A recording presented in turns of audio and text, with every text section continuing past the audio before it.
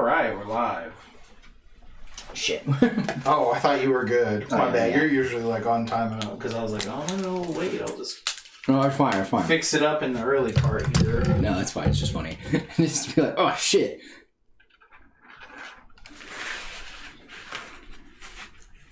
Him saying, oh shit, is a Go Buster reference. It is, yes. Bro, I'm still never gonna forget that shit. Yeah. I just remember me and Mike just chilling at his house, just watching the new episode of Go Busters. Jin dodges an attack and he just goes, shit! Like, what? Yeah, dude. Yeah, he just, shit. We're like, oh no, rewind that! He must have rewound that fucking like 3 or 4 times. That was so funny. And then he said it again later in the episode. Oh, yeah. No, I'm like, what? fucking legend. Is that shit twice in one episode? In a kid's show. In a fucking kid show. This is too funny. I was like, this is too funny. Oh my god.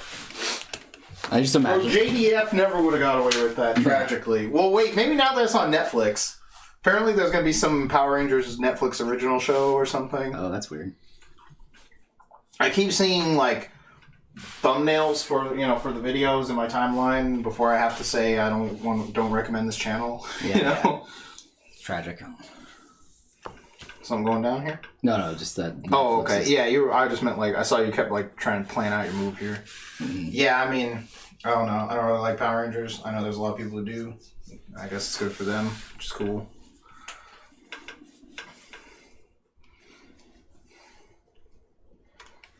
I won't be watching it, but I know I'll be hearing about it. Probably, yeah. You know? Nelson will text us about it. Someone. Yo ho. Inevitably, yeah, what? What was it? Yo ho ho. It turns out it was a little more complicated than we thought. That shit's so funny. But yes, you're saying inevitably. Oh, I was going to say, inevitably, we'll be mentioning Toku and someone will mention it, I feel like. Oh, yeah. Over the next year or whenever it comes out. I don't know when it comes out.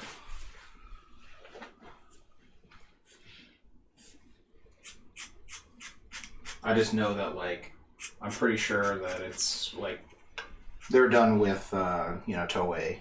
Yeah. Like, they just have their own franchise now. They'll probably still, reuse the suits and stuff or whatever, but, like, the plots are going to be completely different now. Yeah, a lot of people are probably assuming they're going to do stuff with the comics. Yeah, that's what I figured they'll just do. They'll just write original stuff, either based off or involving the comics or just whatever they feel like, you know? Yeah.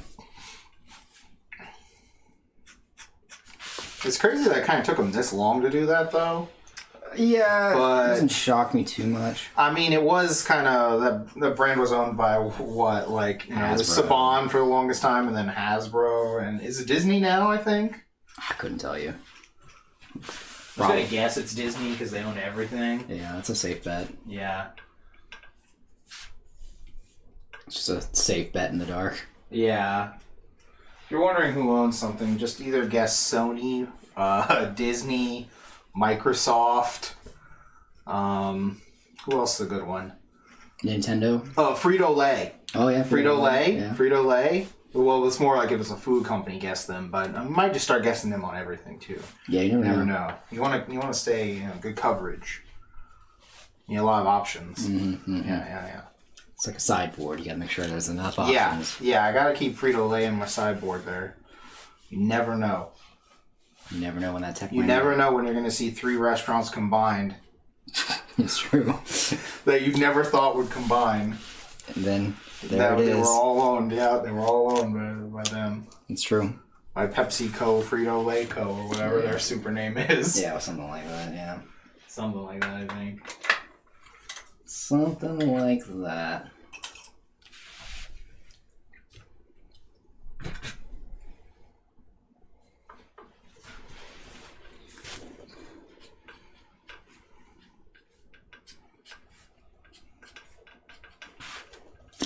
This one's gonna look sick. I saw this sketch like 2 days ago when I was moving something because something had fallen or something. Yeah. I was like, what the fuck is this? This is some fucking freaky shit. Dude, this is metal. Anything where someone's like got shit coming out of their eyes always looks cool. Yeah. That's why I like that art for Thirst for Knowledge. Oh, the one that I yeah. have promos of, even though they're like Pringled, they were super cheap. I've never even used them. They've stayed in in that one little sleeve that I got them in forever. Nice. Because not that many decks actually play it, you know? Because it's not really like a good card, you know? Like modern playable or whatever. But I just love the art on it, so it was like, I have to own these. They were super cheap anyway. Nah, I understand the feeling. That's how I felt about Priest of Forgotten Gods. Yeah, it's like those Path to Exiles. It's like, dude, I had to get these, man. With the Rebecca art on them, had to get them. Oh, yeah. It's a shame they're kind of worthless now, but, Yeah. they still look just as good. Yeah, if, Did you miss a finger? No. Oh, That's the thumb. Oh, well, I didn't see a line for it. I guess I just didn't notice it. Yeah. What was I saying? I mean, as long as it has some inherent value to you as a... Yeah, I would never get rid of them. It would be weird. I don't even think I ever played with them. I got them, and I had another copy that I played with, I think.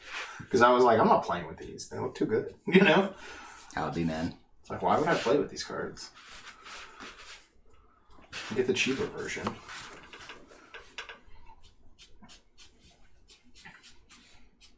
It's like how you buy the anime box set to put on the shelf, not to watch. Like, come on.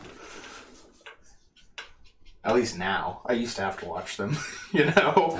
Before the internet was good. What's the internet? Go down to Suncoast. Mm-hmm. Drop a fat 130 on a new box set of Ranma. Best believe I'm watching all of that shit before the end of the week. It's true.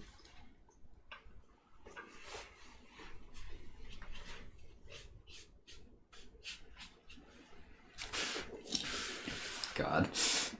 What? I was just thinking about the old way to watch anime. Oh, yeah. You just had to go to your friend's house, and if they had the DVD... Yeah, for quite a while. Until the internet was good. Until I got Fios over at my parents' house. Mm-hmm. But it was annoying because it was still kind of tough to watch it on TV. You'd end up watching it on a computer screen. Yeah.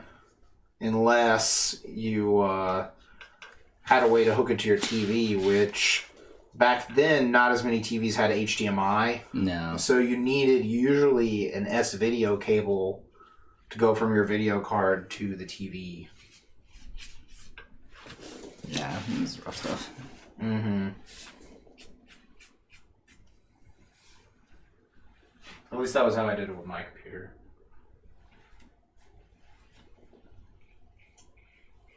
Yeah, it was easy once you bought one. You just had to go to Radio Shack. Speaking of more dead companies. Legendary dead company Radio Shack. Do not speak their name!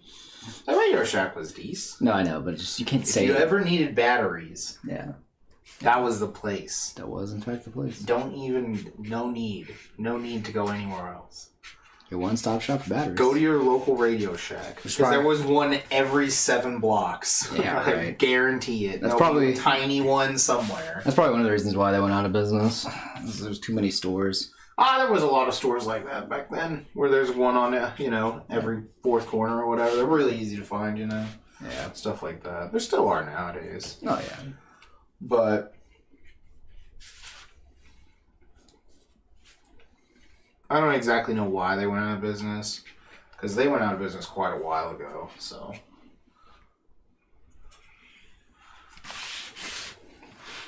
Yeah, something like that. I remember... Probably just less and less of a need for a store that's specific. That's true. That's how a lot of things are now, because you can just find everything online. Yeah. So. Yeah, that makes sense.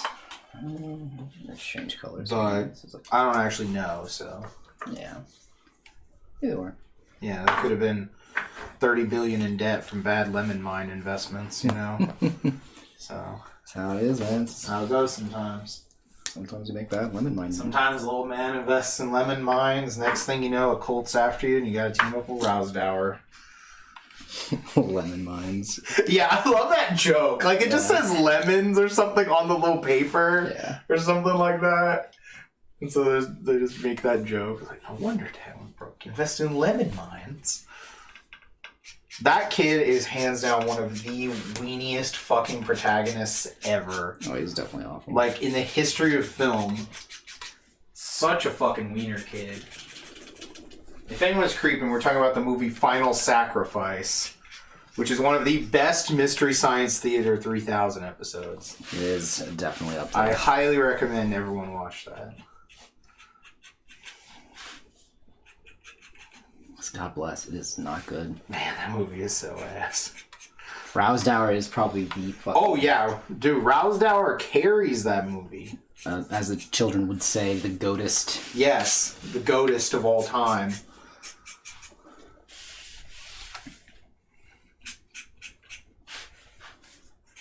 I need to get an NPC in D&D somewhere named Rousdower. I know, we talked about that, I think. We did. We wanted to get Rousdower somewhere in the game. Yeah.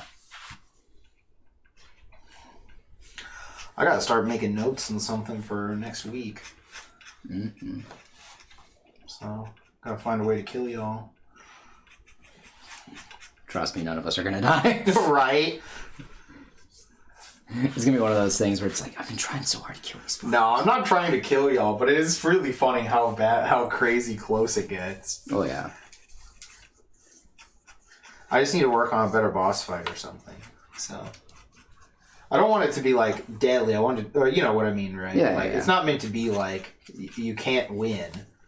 It's just supposed to be fun, also. Yeah. That's what matters more. Oh, yeah. So... And it needs to be, what is it? It needs to be enjoyable. Fire. You know. Oh, yeah, definitely. Fun, something. Yeah. Fun, irritating, repeatable, and, effervescent. I thought it was repeatable and engaging. Maybe. I doubt it's engaging. Those cards, there's nothing engaging about any card from fucking Fire Design. No, probably not. Well, I mean, it is engaging your wallet, I guess. Yes. Like $100 Okos, so... Was it engaging, though? Is that... I don't know what it was. We can go look it up real quick. Yeah, I'm down. I feel like it's always dumb.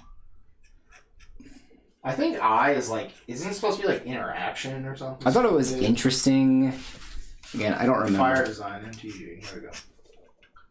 This is the worst mistake they probably ever made almost in this game. One of them was. Fun, inviting. Oh, okay. That's weird. Replayable. Oh, replayable. So repeatable, and exciting. I don't think any of that was exciting. Yeah, above all else, our game should be fun to play. For play design, fun is about interesting decisions, like playing Oko, diverse gameplay experiences, like always getting your shit Oko'd, and each game being unique, like having your different cards always Oko'd.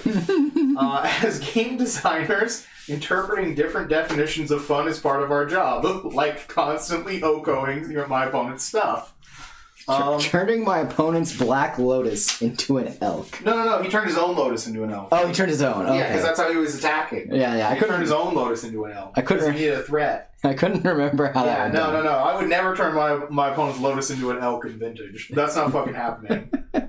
It's like impossible to kill shit in Vintage half the time. It's more about keeping them off the board than it is getting them off the board. Gotcha. That's pretty funny. Yeah. Let's see. We strive to make cards that are fun for a wide variety of audiences, like no one. I is for inviting. Our game should be accessible to many people. I think it's still kind of accessible, you know. I mean, if you got money. Yeah, if you got money, it's accessible. From play design's perspective, this means format should be accessible to newer and less enfranchised players by having resonant cards and comprehensive gameplay. That doesn't sound like anything that happened. It also means a wide variety of strategies should be viable in all types of play, like Okoing your opponent's board. That strategy. Or playing Fires of Invention. God, that was also a fucking terrible. That's so dumb. Like, I don't understand how they know that free mana is just bad for the game, but they're always like, but what if we gave him free mana? But at like a different time. It's so stupid. It's so dumb. Like, if I wanted to play all of my cards for free all the time, I'd play fucking Yu-Gi-Oh! Yeah. You know? That's all I have to say. Or Vintage. I mean, you do have to tap those moxes. I don't know why that's so funny. What? I don't know what it is, but for some reason you You say have to tap Mishra's Workshop to make 3 mana, bro. Like, come on. Like, oh, that's why I was so confused. Sorry. So there's a deck that food deck plays 3 Mishra's Factory. And I was like, in my head, it's like, Mishra's Factory? That's not Modern Legal, is it? And it was because I was thinking of Mishra's Workshop. no, those are very off. Those are not in the same zoning district, my man. No, they're not. Those are not. No, you're absolutely right. That's why it was funny. Like those are not in the same district. Yeah, that's why it's funny though. It's just like like, wait a second, something's wrong here. R is for replayable, which you won't be doing because you'll be fed up with the game. The key aspects of replayability are balance and diversity. No, didn't happen. We try to get a wide variety of decks and strategies to about the right power level. No. They get 1 card to incredibly overpowered. Well, they got 2. Yeah, you're right. There's like 3. It was like 4. Actually, there was like 5 Eldraine cards that were broken. Yeah. Well, I think probably more than that, but yeah, E is for exciting. Players should be excited to read cards and play with them. Like after you read that your card is now an elk. I'm excited that my card is now. I have an elk. Wow. Wow. I never would have dreamed. We want to design and cost cards so that they can inspire cool new decks and archetypes for players to build and own. Like Oko. Yeah, this was just a mistake. They just got the wrong idea. That was it. Happens sometimes. That happens, you know. You gotta, how do you recover from this? Considering, like, all the most broken cards ever were made in 2019 and 2020. So, 2019, 2020, and 2021. You know, it's funny. More banned cards from those years than any other year. It's funny that you mentioned that. I think the combination of the game's history. I think actually we did talk about this because I think Devin mentioned it. What was it? That did Modern Horizons 2 affect the format more than Modern Horizons 1? And Modern Horizons 1, most of those cards are banned. Yeah, they were all banned. So yes.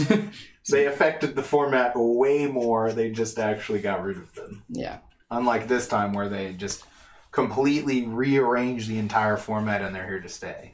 Yeah, because they don't feel nearly as like.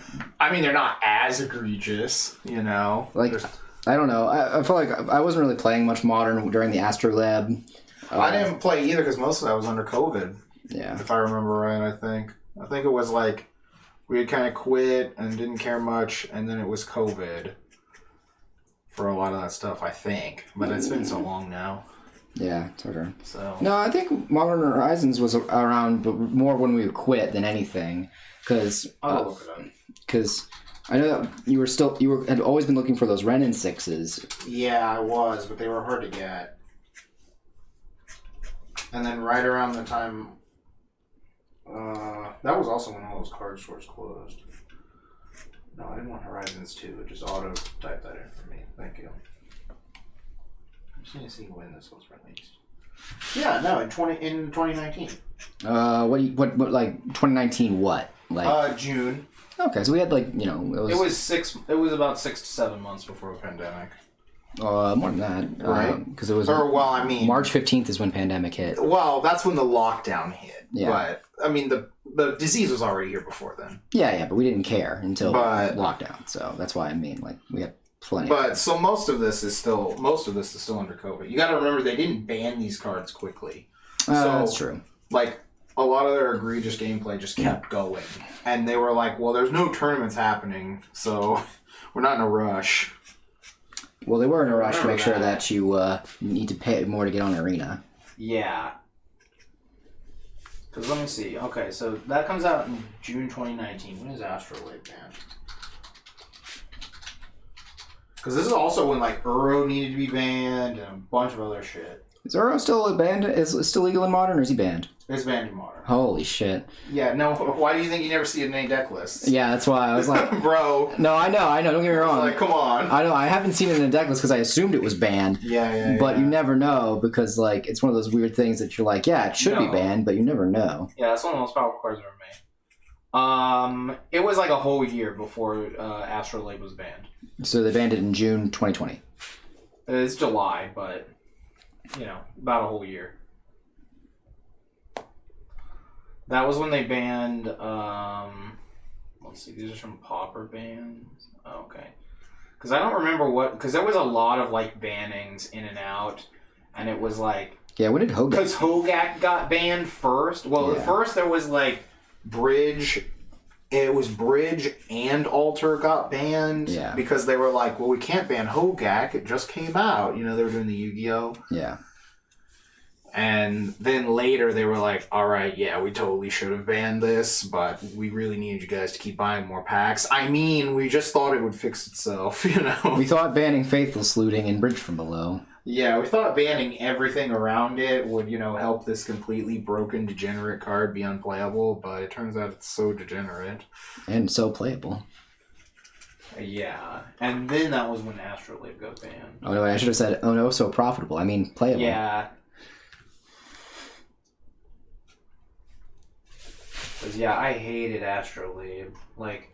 It just makes it so that playing normal basics is pointless in the entire game. There 25 years of normal basic lands are unplayable now in any format where that card is legal. Is it legal in Legacy? I thought it was banned there too. I thought so too, but yeah, no, I'm pretty sure it's banned there too. Yeah, because it's one of those. It was banned in Modern first, but everyone thought it would be banned in Legacy first. Yeah, because again, usually cards get banned in Legacy before they get banned in Modern.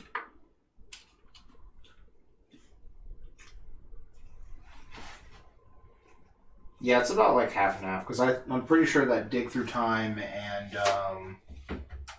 what's the other fucking one? The one that wasn't as broken.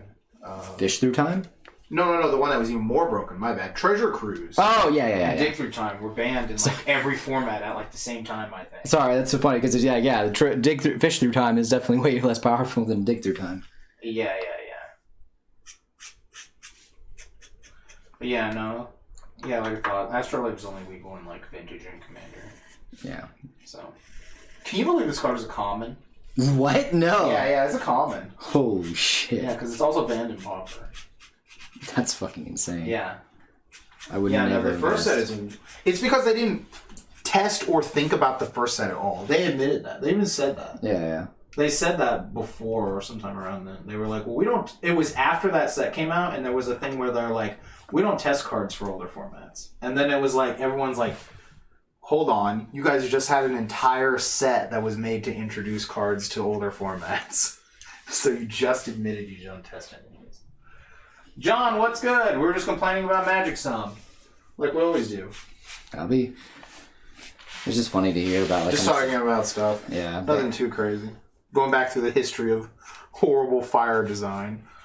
Yeah. God, what a mistake. Because I think the joke was that this art was fire, and then I was and you tried to remember the acronym. Yeah. That's right, and that's how we got there. So, let's zoom back in here. Yeah. There we go.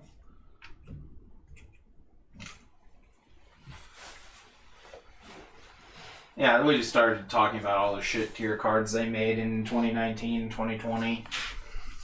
Because I think that those 2 years have more banned cards than the rest of the history of the game. If I remember correctly. Yeah. It was funny, actually. I was watching some Spike videos, and he was playing against some weird, like, 4-color humans deck. Oh, that's just humans. Just humans, yeah. Yeah, I was like, no, that's normal humans. Well, it was just weird, just because humans in general, I always forget is a deck. Yeah, it's been pretty pushed out from what I understand. Yeah, it was just funny because I saw Reflector Mage. Oh, yeah. And you're like, Man, I remember when this card got fucking banned. Yeah, I remember this guy was banned. Yeah, well, because he hopped in the looter scooter in Independence Day at Emrakul. That was the joke. That was what everyone said happened. The like reflector mage crude copter and just flew straight into Emrakul like Independence Day. Holy shit, that's fucking hilarious. I didn't know. So I actually remember where I was. Yeah, John says he remembers it was around first time bannings in Standard. I think those bannings were before that, but that was the beginning of the end. So yeah, because that was when I was first trying to get into Magic with you guys. Was during that Standard, and that Standard fucking sucked. Yeah, let's see when that ban list happened exactly. So that banning was in 2017. Yep, I remember I was at work when that happened too. So that was pretty much the beginning of the end. That was the beginning of the end for Standard, for sure. Like, forever. Like, Standard still has not recovered from this. Because we went straight from this, with the bannings, into Energy. Yeah, into Amonkhet. Yeah, into Amonkhet. So... It was not good. No. You know, I don't know if it will ever recover, John. At this point, I've started the argument that they should just remove Standard as a format from Physical. Just make that an arena-only format. Yeah. I'd be fine with that. I mean, I don't really play Standard anymore. I have no reason to. Yeah, because you could just draft... Because what I'm saying is that the new sets should just be made for drafting. And then, like... Obviously, like, you would still play them because they're the newer cards, but you know what I mean? Like, no one plays Standard in paper almost at all, so having it as a paper format makes no sense. So you can just have it as an arena-only format, and then you can just have Alchemy with that, you know? Yeah.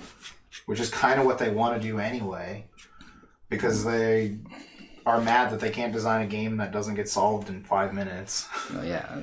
Because there's billions and billions of matches being played. This is what I forgot to do. Ah, God! That'll help a little bit. My eyes. Right? Because then they could just make... Because they just make those sets. They're draftable. They go straight into Modern, obviously. Straight into everything else. Pioneer. Yeah, everything else. Also, speaking of Pioneer, apparently people have been like really wanting Winota to get banned. I thought... Is it still banned? I thought it was banned. Nope. No, it was banned in Historic, right? Yeah, it was banned in Historic. Gotcha. Because it's very... That's funny, because I just saw that the other day and was like, oh, should we get rid of this? It's like $10. And then I was like, oh, this card is sick. This might end up in our cube one day. Yeah. So, I did not put it on the chopping block. Speaking on the chopping block, John! Oh, hold on. I always think of Winota Rider. Nice. Oh, speaking of Rider, though, you missed some bangers, dude. But, John, did you know Aurelia is worth like $30+? Really? Yeah, because I forgot. I think Devin was looking through your binder, or was it you? Or who grabbed the Thought Seizes? I did. You grabbed them, yeah. And I was like, oh yeah, there's this Aurelia in the back of John's binder. It's like $30+. Because of Ishin. The new commander, the guy that looks like Obi-Wan, that like doubles attack triggers. Oh, that makes sense. Yeah. Because he's like the best Boros commander in like a while, I think. So people are just adding like all the best Boros cards, especially with attack triggers. Yeah. In there. Yeah, Winota is probably in that too, I'm guessing. Yeah, probably. That might be part of the reason why it's gone up lately. Yeah, right. No, I know the feeling. That's how my Yu-Gi-Oh cards are. Like the ultimate rare Neospatian Aqua Dolphins that I have, they're like 100+.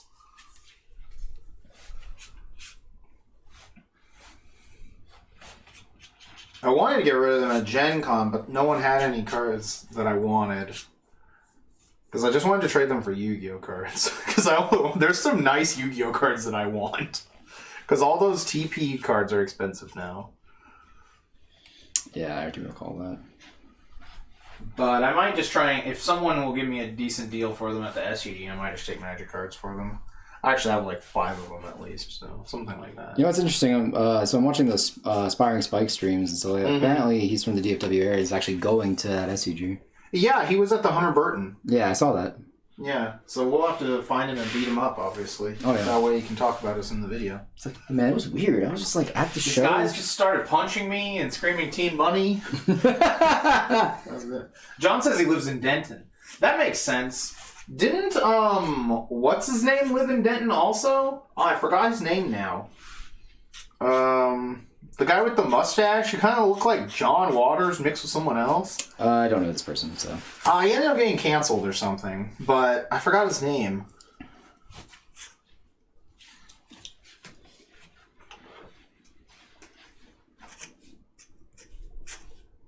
It was that lanky blonde guy that played for SCG, for SCG. I don't know. Yeah, I don't remember his name. John might know who I'm talking about. I want to say his name was like Steven something, but I don't think that's right.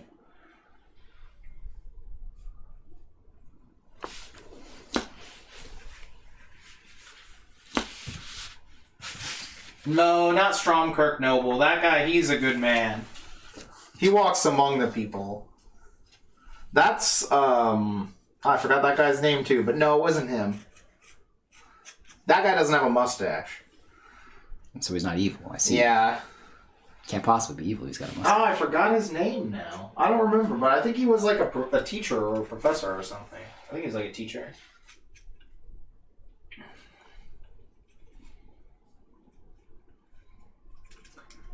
Nah, I'll never remember his name. Scumbag Steve? No, Scumbag Steve was actually a good man, apparently.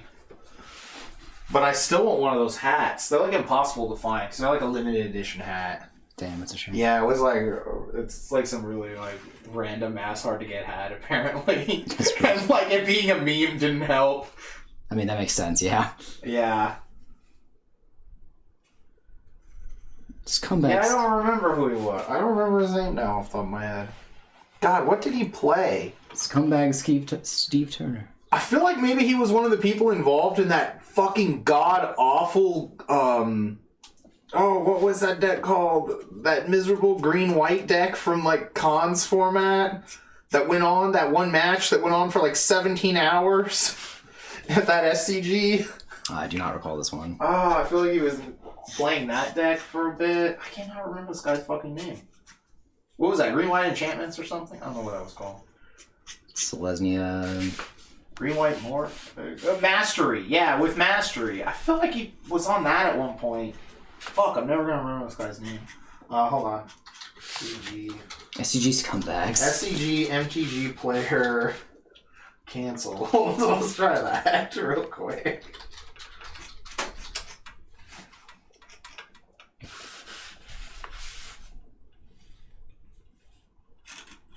Okay, no. Let's try adding Creeper into this. No. Damn, I'm never gonna remember this guy's name. It's probably not that important. Yeah, no, I just wanted to remember so I knew who I was talking about.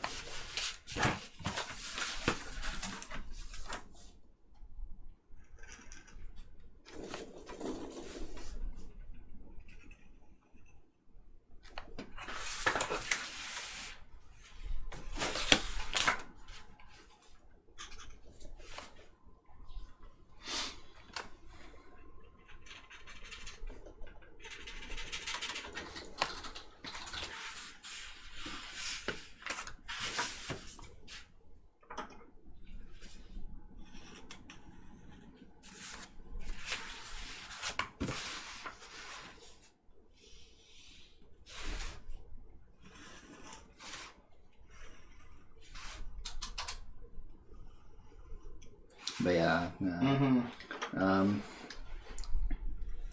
Yeah, it'll be interesting to go to the SCG for first time for a while.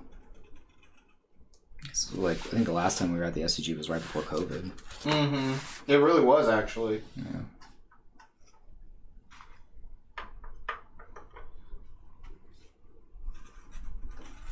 I'm excited to dredge some people. Mm-hmm.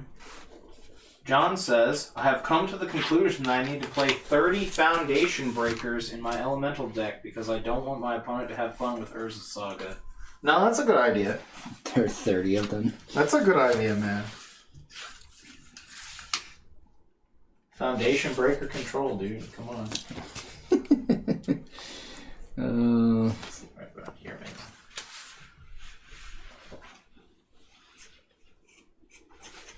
I just saw one. I just saw one on the table. If you need it, I'll pull it out for you.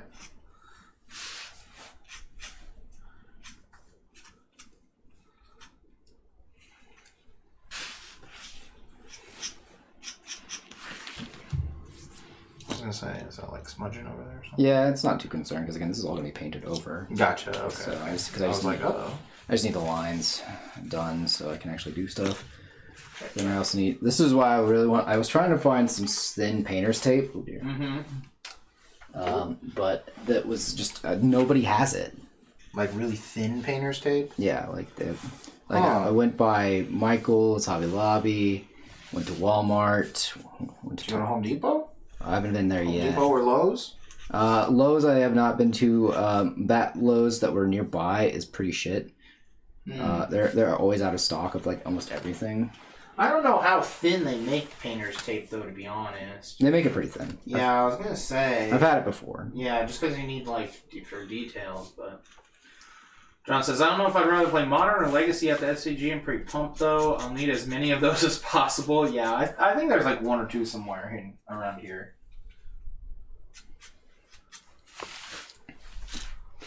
Yeah, but basically, John, I actually did decide. So I decided I'm going to play Red Black Anvil as my other Modern deck. Basically, until I can get Ragavans, which will be whenever. Because basically, the Red Black Anvil deck can work without Ragavan. The RB Anvil can work without Ragavan. The Mono Red Asmo deck cannot work without Ragavan, basically. That makes sense. You're going to need some busted cards to make that deck work.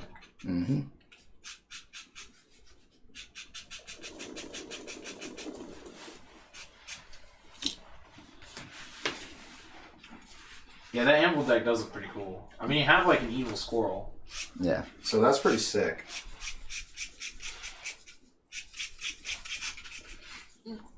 I'm telling you, man, I want to play that squirrel in Vintage with Dak Faden, steal someone's mox and have my squirrel eat it. It's just fucking hilarious. Squirrel eats the mox, man. The squirrel ate my mox! No! Should have bought a squirrel, man. No! Sword of the Meek? Yeah, dude, Sword of the Meek is sick. Yeah, there's a lot of cool lines in both of those decks. I'm just happy that there's actually an Asmo deck that's playable, which was my real big draw to the other one.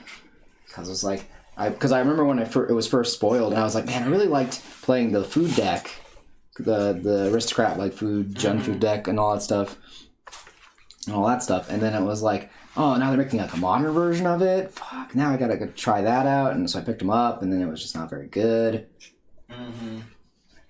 Yeah, that was like me when all those first like Reanimator decks were in Modern. I wanted to play it, but it was like I tried playing it. I'm like, man, this deck is just not that good. Yeah. And then now there's an actual good version of that deck. Yeah. And there's an actual good version of a Cabal's Coffers deck. Yeah, which is and shocking. I was like, fuck, man, I already got rid of all of them. Yeah. Because that's what everyone was trying to do at first was like just mono black Reanimator with Cabal Coffers. Yeah. It just fucking sucked. Yeah, now they're on now they're on like, modern mono black like Tron. And I'm just like, I'm not gonna get more Cabal Coffers. Yeah, don't bother. Because I also need more Urborgs. Truly the Urborgs. Yeah. To get rid of a bunch of cube stuff. So. Because basically all I need. Mono black laser deck, yeah, right. Because basically, the last of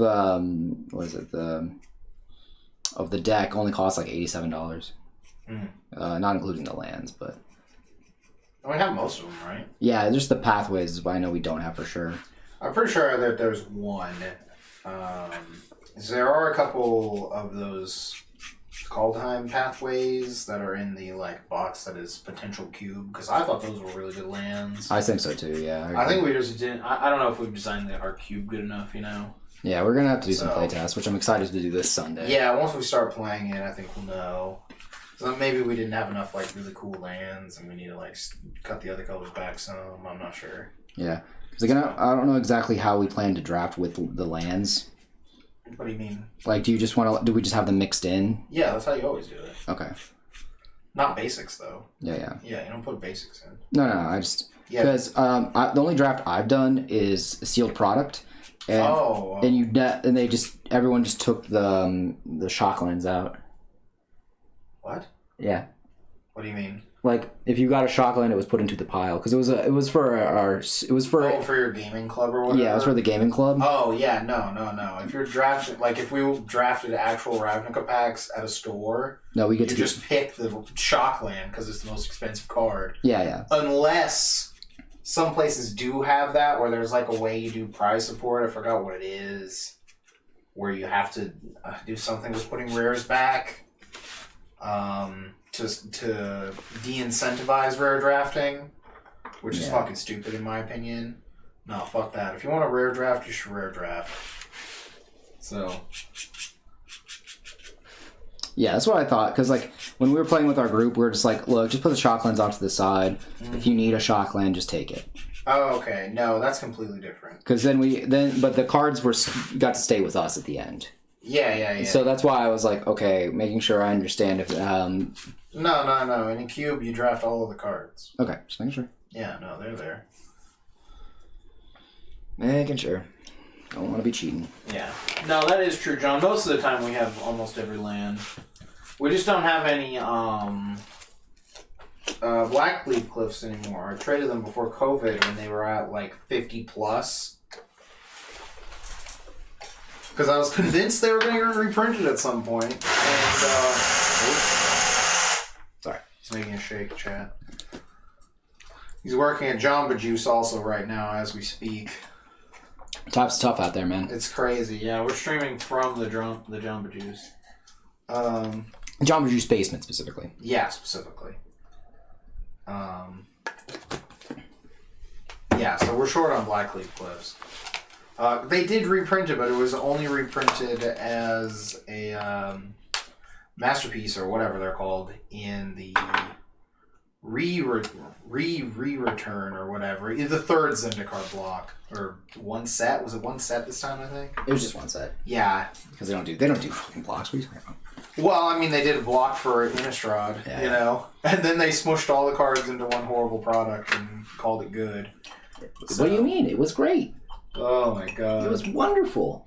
You mean it? Those cards look so bad. Have you seen them in person? I've not seen them in person. I've seen them online. Oh, they look fucking terrible in person. Oh my god, do they look bad. The borders on them look fucking atrocious. So I hope they never try that again. Oh, they will. Well, I hope they don't have a reason to. To make more money. Alright. Well, they didn't make any money on this one. Oh, good. That means they'll never do it again. I doubt they made any money. The product is terrible. Because it's just the whole set. It's both sets combined. So pulling any one card is fucking miserable. Yeah. The only cards that are worth money are like all the Planeswalker or whatever. Some of them are worth some money. I think. And the Meat Hook Massacre. The Meat Hook Massacre from that's like $80 or something. Jeez. Just because there's none of it. Yeah. Like, let me go see what's. Meat Hook Massacre I know is a lot of money because it's actually good. It's very good. I think it sees some modern play, right? I actually don't know. It's actually very expensive. I feel like it would not see modern play. I know it's huge in Commander and Standard. It's huge in Standard. I know it's used in Pioneer a bit. If you're in Black. Oh, that's true. I kind of like, in my mind, like Pioneer, I don't know how much actually affects the price of things. Because it's like, at the beginning it did, but then everyone kind of just like bailed off of it, so. Let me see, what was I going to do? Oh yeah, I was going to go find the price of it. There we go. Card that I don't think is in our cube, but I totally would want is Deadly Dispute. That card's actually sick. Playing with that card on Arena is really fun. Yeah, I've seen people play with it in Pioneer and in Standard and. Yeah, don't think it's good enough for Modern just because No. a card that only draws you cards is really not that great in Modern. Because even like Archmage's Charm does like 2 other things, you know? Yeah. No one's just playing like straight up divination or something. Yeah, again, like even Like it's good because you sacrifice something, but yeah, you know, I'm not sure. it's a good sack outlet, but like Okay, yeah, here we go. usually it's not very good in Modern now. Yeah. I've like most people who talk about it, they're always like, I wish I could register this card and not be embarrassed. Is usually the way the statement goes. There's a double feature one. Okay, yeah, double feature like 80 plus. Jesus Christ. Yeah. Nah, fam, I'm good. Yeah, no way.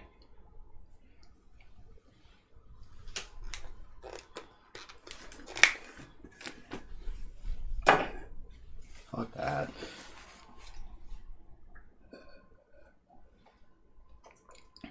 You know what's interesting though is the foil one is worth like almost just as much as the normal one in the just normal variants. Interesting. Yeah, it's because there's so many different variants now. Mm, That, yeah. like, just being foil isn't enough to really get like much of a multiplier anymore.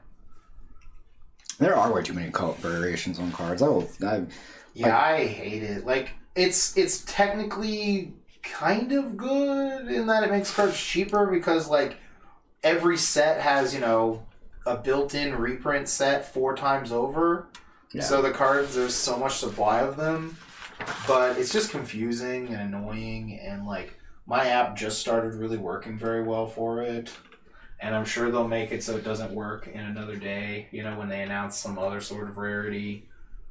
Also, it's just frustrating because you're just like, oh yeah, no, I've got, you know, like I'm in play, like, you know, you're, Oh yeah, like, no, the alternate arts. yeah, that's confusing. I hate. Like, I really- seeing so many arts. Like I got confused a lot in Runeterra when they started adding skins, and then now they're doing it in Magic, and I was like, Yeah. oh my fucking god. I hate it because like it's easy for me to just memorize the art of a card Yeah, and know it. yeah. So if you have to have 20 different arts of a card, I heard it's horrible for commentators. I know they always make jokes and complain about it. Oh yeah. No. They're just like, I don't know what he's got. I got nothing. I remember they were talking about that with the Almond Cat masterpieces. They're like, it's got like Yu-Gi-Oh cards in his hand. I don't know what he's got, you know? So, and then what was it? I remember Todd said that he just knew it was Thoughtseize because it looked like Goldar. He said the guy on Thoughtseize looked like Goldar, which is fucking hilarious. And It true. actually does when you see it from far away. Yeah.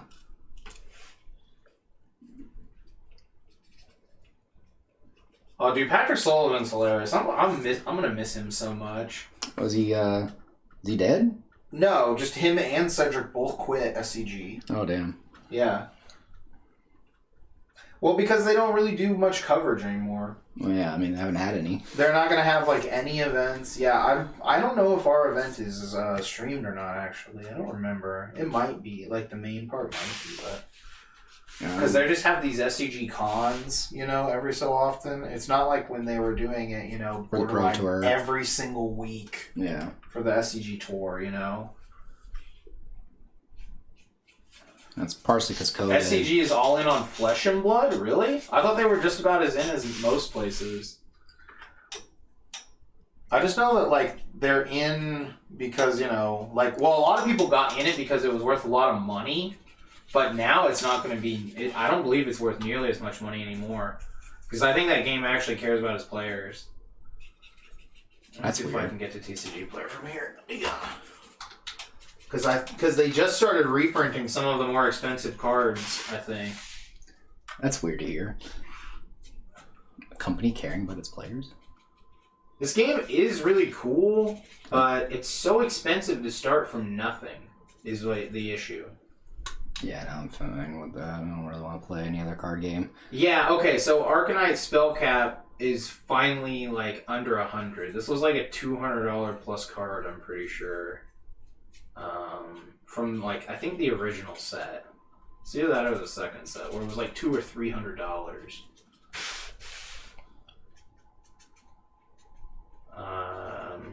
Or if you get the Mega Hyper First Edition set, where it's apparently like... Oh no, that is the first edition set. Okay. That's first edition super mega chocolate fudge coated foil. That's worth like $1,000 plus. But yeah, let me go back and see what this card was like a year ago. I like that TCG Player added the graphs. Oh yeah. Recently, like Goldfish has. Okay, so a year ago, Arcanite Spell Cap was like $300. And now it's down to where you can buy a copy from the newest set for, let's see, someone bought one earlier today for $90. Like, That's a pretty good direction to go. Yeah. You know? No, I agree. but I do know that game was also really fucked because of COVID. Like at the beginning. Yeah. Like they printed not nearly enough and like COVID happened so nobody could get any. So that's why all the boxes were worth like $1 billion and all these cards are worth $1 billion.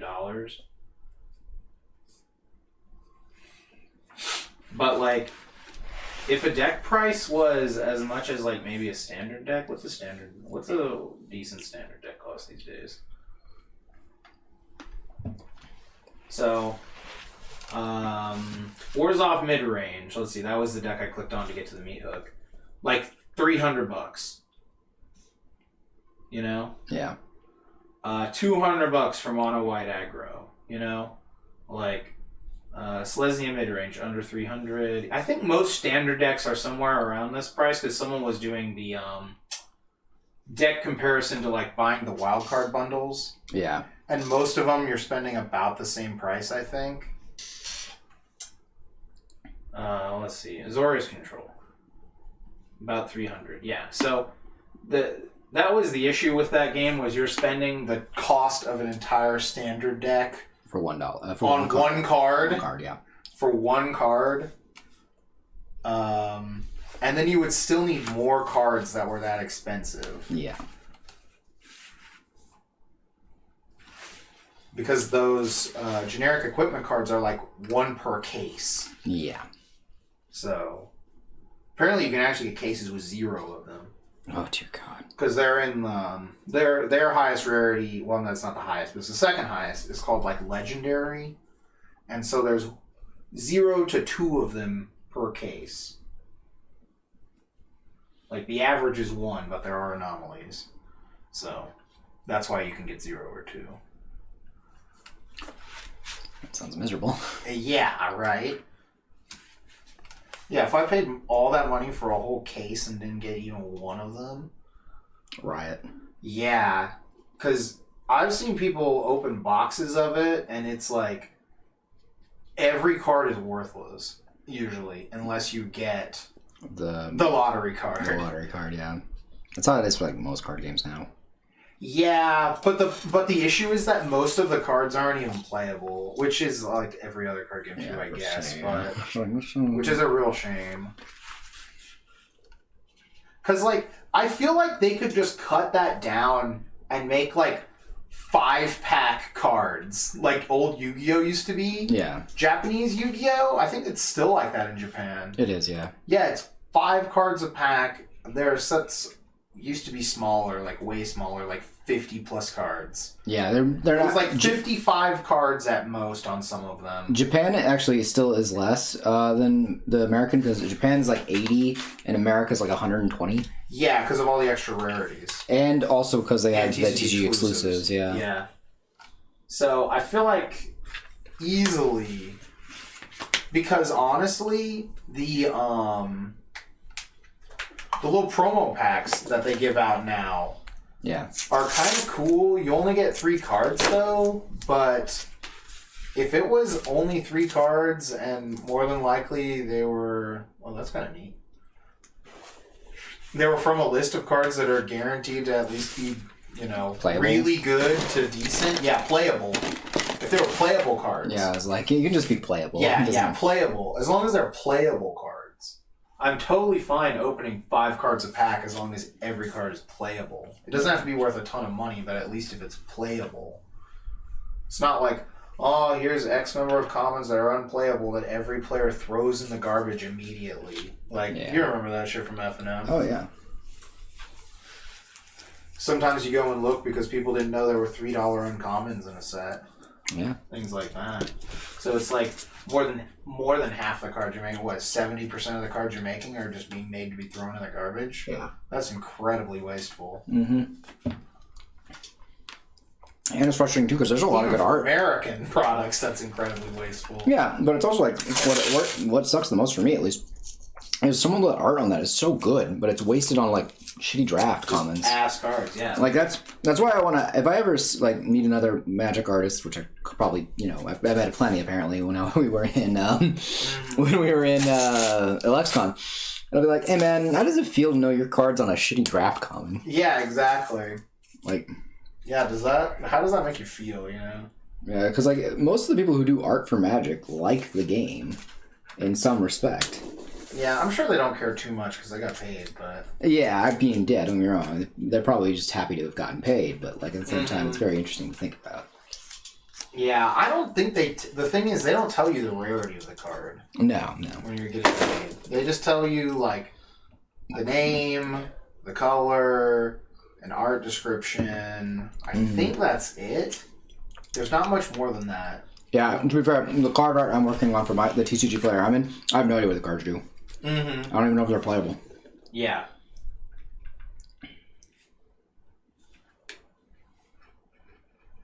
For all I know, they're the draft commons. Yeah, they could be unplayable garbage. Yeah. But they might be so that's something I wonder too, is if your art is popular, do they have more incentive to put you on the not shit the shit card list? Yeah, I feel like that's like kind of a thing, but not really, because I've definitely seen Therese Nielsen's art on like terrible commons. Yeah. So.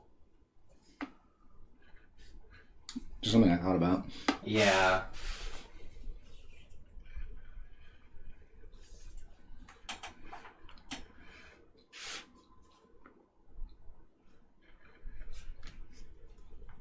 I wonder if Jason Chen's art is on any bad cards. This guy did Jace. Because I know like Seth McKinnon, before he was canceled, he did most of the art he did was on pretty good cards. There was still some bad ones. Yeah, that's true. So now that I think about it, yeah, he had pretty shit cards. Yeah. But yeah, see, like here, like in this, like I'm just looking at this Flesh and Blood set, and it's like there's 1, 2, 3, 4, 5, 6, 7. There's about 8 cards here, 8, 9 cards here that are worth $50 or more, and then it immediately tanks down to less than 20 for everything else. So there's just like no. That's my only issue with this game.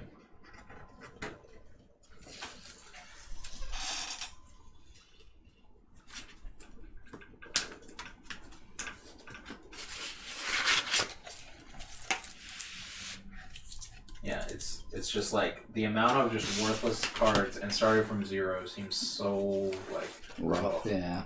Yeah, because again, you're paying out the ass. Mark Poole. Oh yeah, Mark Poole. Yeah, he's on a ton of cards. Not all of them are good. I can't think of one off the top of my head, but I'm sure there's plenty.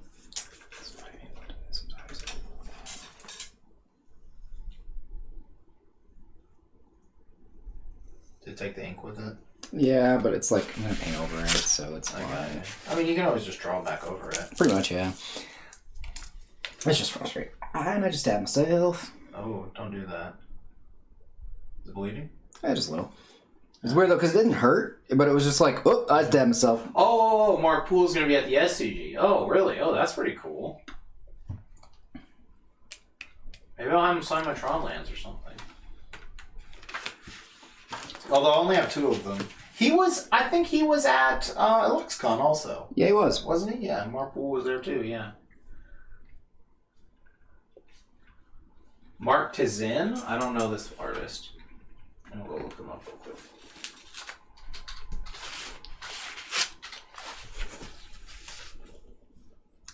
RK Post is gonna be there? Nice.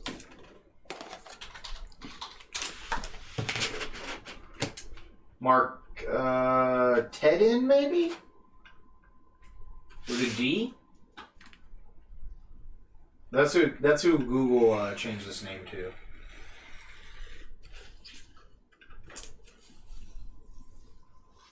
Ted. Okay. That's pretty cool. That's to do the Chaos Orb and Necropotence. That's pretty sick. I'm trying to find a Scryfall link for him. There we go.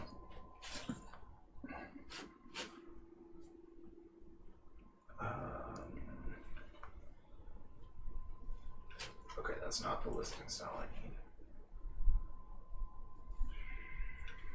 Sorted by name, yeah. Here's just the image. There we go. See what else we got here from this guy. Infinite Eye. Oh shit, Brain Geyser? Nice. I can have him ruin my unlimited copy. Damaged, yeah. I'm never forget that. Right. Because I would Dan Scott is going to be there? I know he does a lot of good stuff too. I just love that. But it's like, this guy did the art for City of Brass, the original one. That's pretty cool. I think that might be a pretty neat thing to have our cube like all autographed at some point. Oh yeah, I'd be down for that. Sounds like a fun thing. No, I'm just never gonna forget that guy. It's like, although some of the people are not alive anymore, I'm pretty sure. There's probably at least a couple in there. Yeah. Some Chris Rush cards and stuff like that. Hey man, did you beat that guy? Quentin Hoover. It's like, yeah, I beat him. It's like, fuck yes. That was so funny, yeah.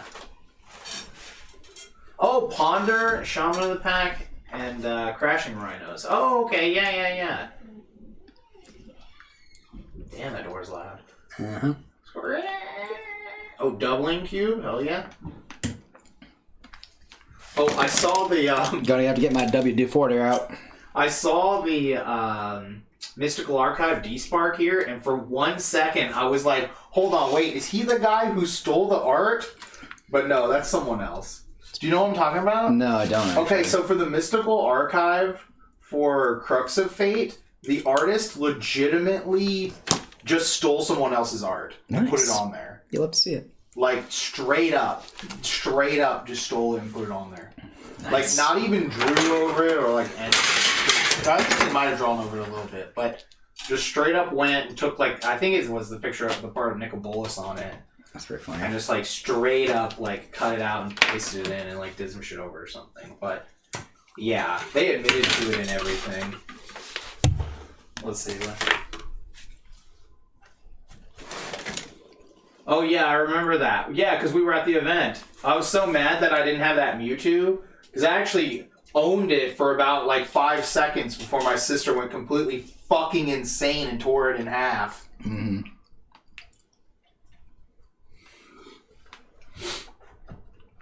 I was like, you don't even like this. You know, I was like, I'm getting this. Like, no, it's mine, I deserve it. I was like, no, you don't. And then she just took it and just ripped it in half. And didn't get in trouble for it, of course. I probably got in trouble for it, would be my guess. Mm-hmm. But...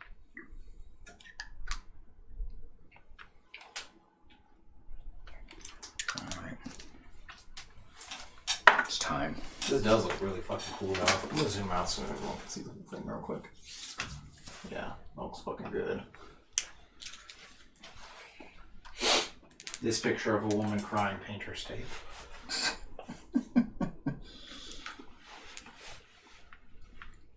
How it be, man. Right? You know how it is out here. Mm-hmm. I mean, that was like, I don't even know how many years ago that must have been. Even before that event. Because again, this was from a Nintendo Power magazine. Oh. So, that was like 15 plus years, 10. It's more than 10, that's for sure. Mm-hmm. Must have been 15 years ago, I don't know. Yeah, I owned it for about 4 seconds.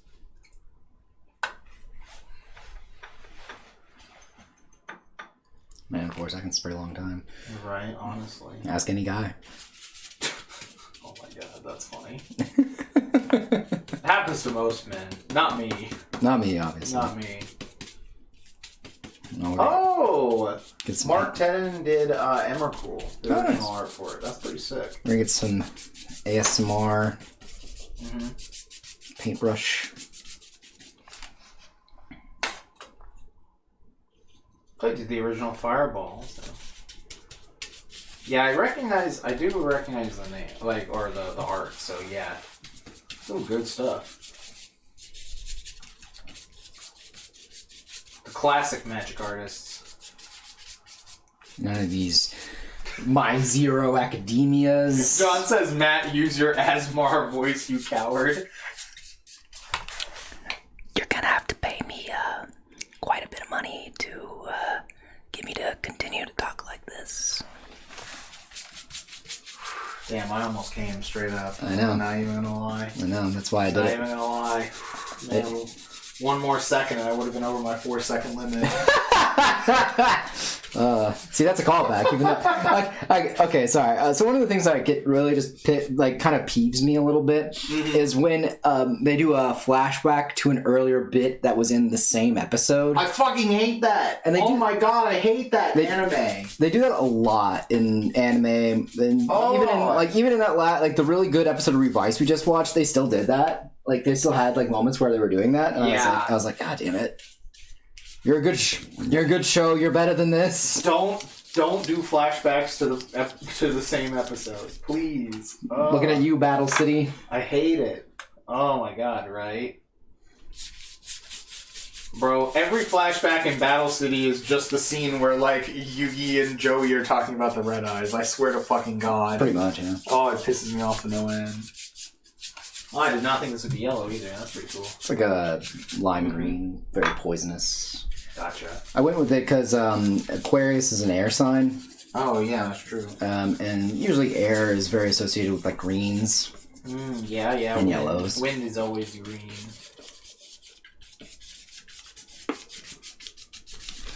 So I kind of went with that kind of color palette.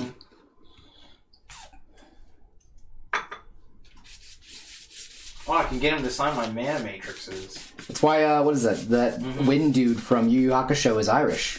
That's true. Makes sense. Everything's green. Yeah. His outfit's green. He's redheaded and he's I know. got a white outfit, but for some reason, I guess it's because he's redheaded is why they made him Irish. Yeah, probably. Which is kind of just weird, you know? Like maybe they were just like, hey, can you do an accent? And that was the only accent he could do. Yeah, but I mean, also, that is a very carefree accent. I'm not gonna lie to you. Yeah, that's true. Like, for some reason, when I think of Irish, I usually think of a very carefree individual. Yeah, that's true. I don't know why. I don't know if that's because you're thinking of a laid-back leprechaun. I guess. I mean, just chilling. Yeah, but like, I don't want it to be like so racist. I mean, tough, man. That's the world we live in, bro.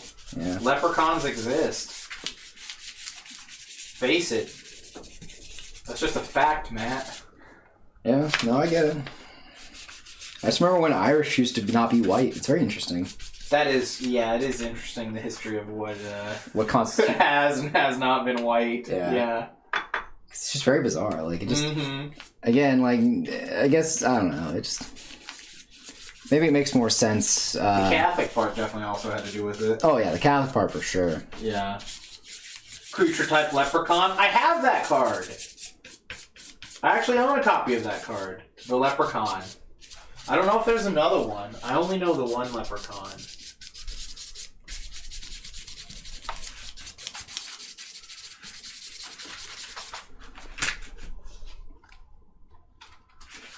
Let's see. Yeah, I think that's the only leprechaun. Oh no, he's not even a leprechaun on his original printing. Damn, that's a tragedy. I thought it would say summon leprechaun. It does not say that. What does it say? It says summon fairy. Oh, that's dumb. Yeah, that sucks. That's lame. Man, I thought it would say summon leprechaun.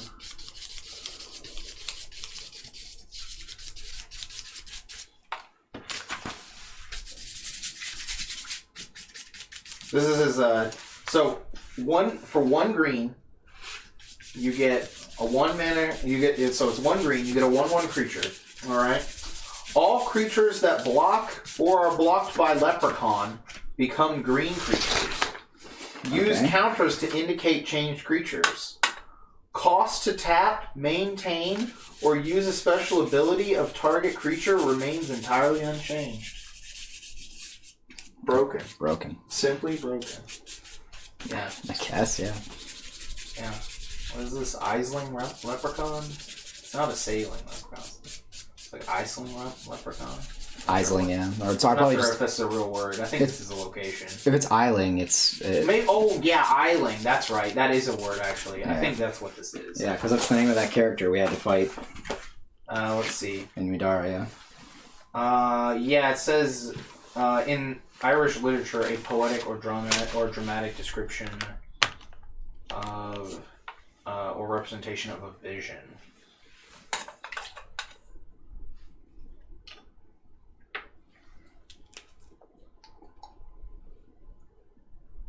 Most common pronunciation is it says Ashling.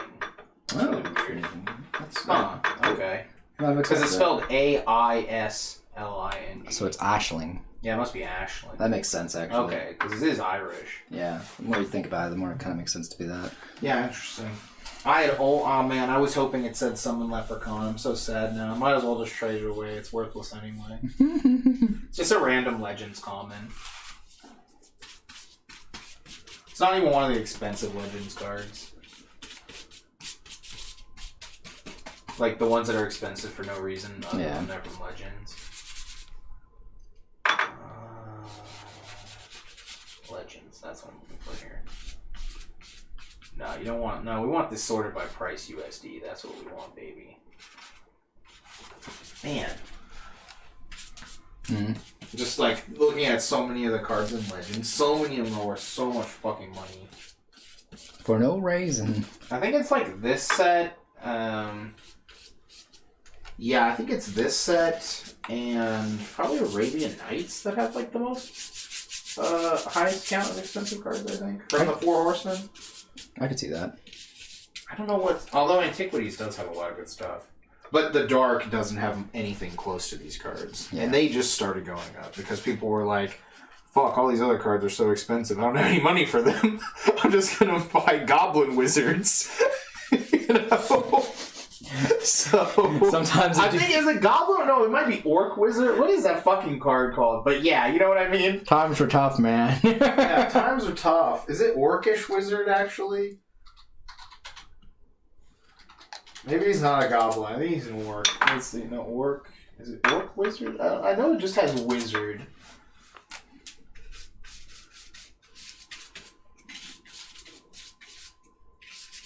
No. Maybe it is Goblin. Is he a Goblin? I don't think he's a Goblin. There's no way that guy's a Goblin. Oh my god, it was Goblin Wizard. I was right. I can't believe that. He just looks really weird. He doesn't look goofy like a Goblin does now. Yeah, so everyone was like, fuck, man, I can't afford tabernacles. Time to buy Goblin Wizards. Someone will want them eventually. Oh, is this important? No, actually, it's not. It's not.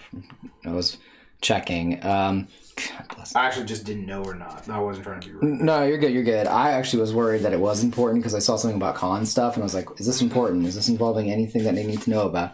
Because we're still waiting to hear back from Con for May, and Con hasn't gotten back to literally anybody. Yeah, that's true.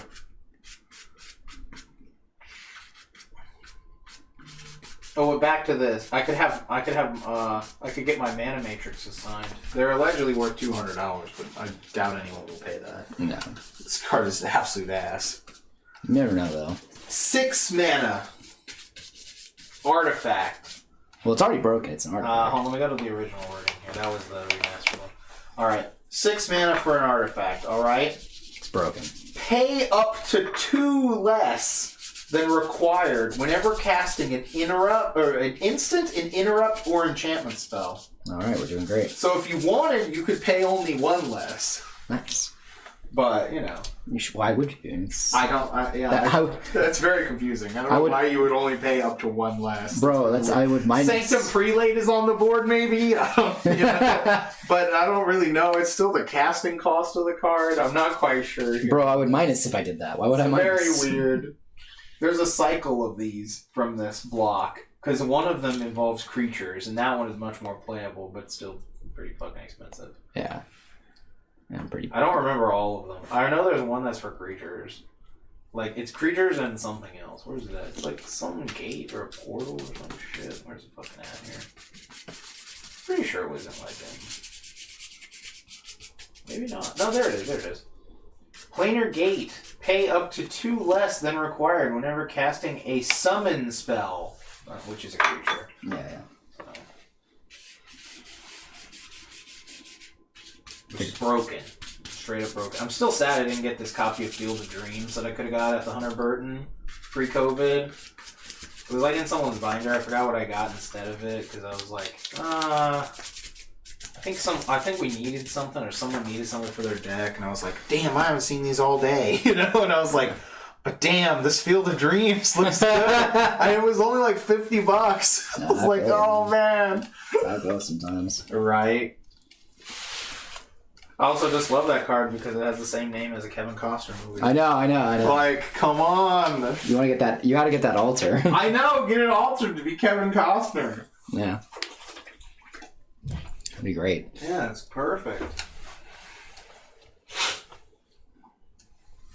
So. Sailor V. But alas. Life goes on. All right.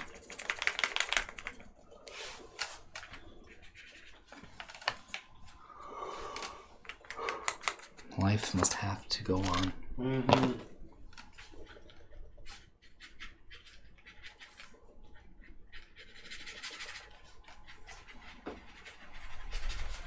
I'm thinking about maybe trading away this Concordant Crossroads also. Just kind of got it on a whim one time. Yeah, it's up to you. Yeah, but it would also be interesting in the cube. Alright, let me read this off to you. Alright, let me hear it. Okay. For 1 green, you get an Enchant World. Okay. Creatures can attack or use abilities that include, and it has the tap symbol, in the activation cost as soon as they come into play on their controller's side. Oh, okay. I know. Broken, right? Broken, yeah. It was broken. Okay. Very broken.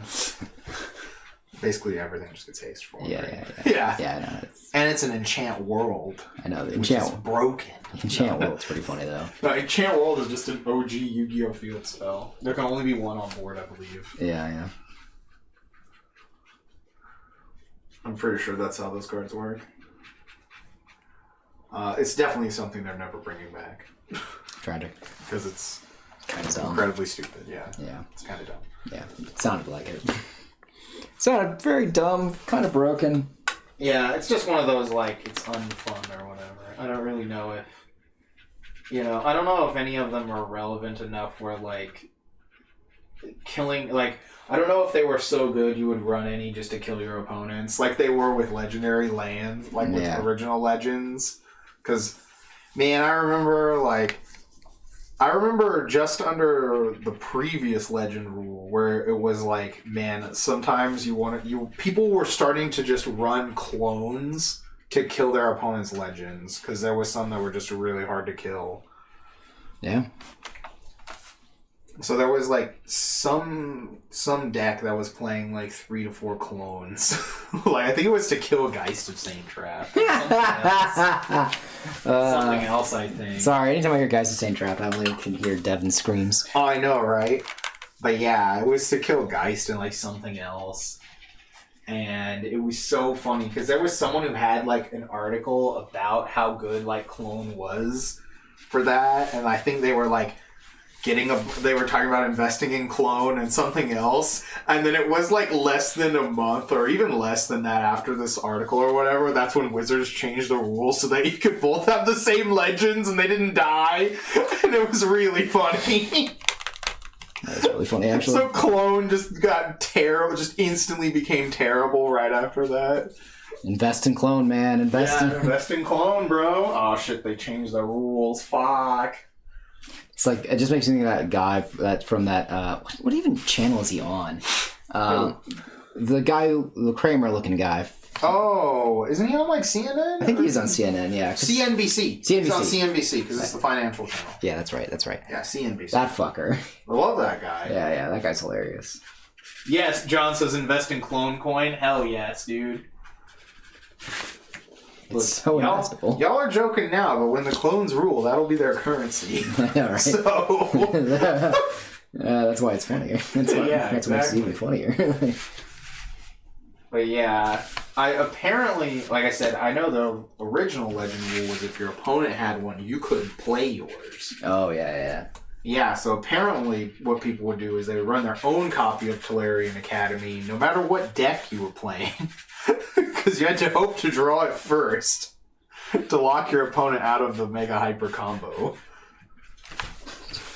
Oh, Magic, you've Yeah. been a very strange being. Because, I mean, you're familiar with Tolarian Academy. Yeah. Okay. But it's just like, it's so funny to hear about like all the weird shit that was going on in the early stages of Magic. Yeah, right. It sounds kind of fun, though, some of it. It's like early Yu-Gi-Oh! Oh, yeah. It sounds pretty fun, actually. Early Yu-Gi-Oh! Is actually a little bit more... They both sound interesting. They sound like they had their pros and cons. Yeah, I'm trying to think of like, when we're saying early Yu-Gi-Oh! I'm guessing we're just talking about Metal Raiders. I'm talking like all the way up through like the end of the GX era, probably. Like, I would count that as early Yu-Gi-Oh! At this point. Oh, that's fair. Okay, yeah, because I did play... Well, not the end of the GX era. The like halfway point. I think people told me like halfway through GX was pretty decent. Yeah, because that's... The end of GX technically is like... Glad Beasts. And that and Dad Return, which is actually miserable. Yeah, I was supposed to say, it was like... So definitely like all the way through like the first... through Yugi. Yeah. And then like maybe some of Jaden. But definitely just Yugi stuff. Yeah. Yeah, I would count that. Okay, so we're like just straight up like LOB all the way up to before whatever the first GX set is. That sounds pretty high. Actually, yeah, let's look that up. What is the first GX set? I do not know. But John says, quote, early Magic. Play 4 Moxes and 4 Lotus and win with Hill Giant? Yeah, exactly. Yeah, 4 of each Mox, yeah. Can you believe Garfield just thought people would just buy like a starter deck and 1 booster pack? And that was it? He didn't realize much power Like, he yeah, had. it's really funny to think about. They just, like, imagine it being played like a normal board game kind of or something. Yeah. You know, where you just have whatever and then that's all you would get and play. Because Keyforge is that. Yeah. Keyforge is exactly what he envisioned Magic to be like. I do remember Keyforge having a brief stint of popularity. It seems like it would be okay, but my issue is that, like, I feel like the only way to play it would be constantly buying a new deck. Like, you would have to play a sealed thing every event, because, like, if I bought a deck and that was going to be my standard deck and it sucked, well, then I'm already having to go out and buy a new deck anyway. Yeah. Was it we were looking for the first GX set, right? Yeah, the first GX set. Because I'm trying to remember, like, what was the big thing that you did back then? Because I played a little bit during that time period. Set release Yu-Gi-Oh! Here we go. And I just kind of played whatever, but, like, I didn't expect to win. I just, you know. TCG. Oh, that one labeled by years. Meow, poor kitty. Metal Raven. McDonald's promo card. Let's see, because this will be after D-Mock. Flaming Eternity.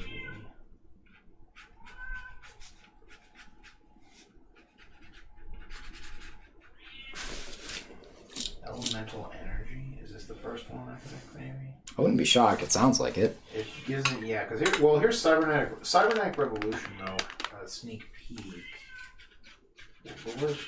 I know Cybernetic Revolution is for sure. That's GX, yeah. Yeah, it's for sure GX.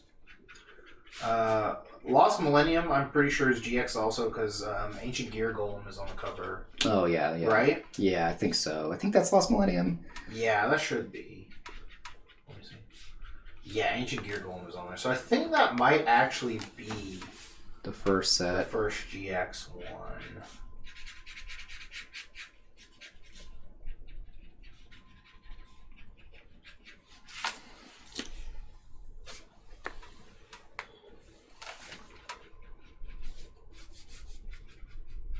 Yeah, it has like Avion, Clayman, Sparkman, Winkaribo. Yeah, that's definitely the first set. I'm pretty sure that's the first GX set. Let's see, what was in Flaming Eternity? I just know the Phoenix because he's on the cover.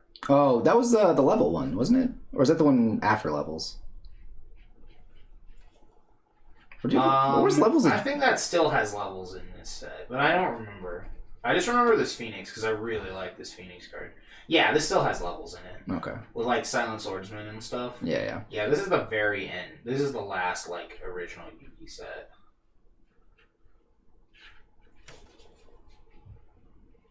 Does that really only have 60 cards? No, that's gotta be the Japanese list. No, that is the English list.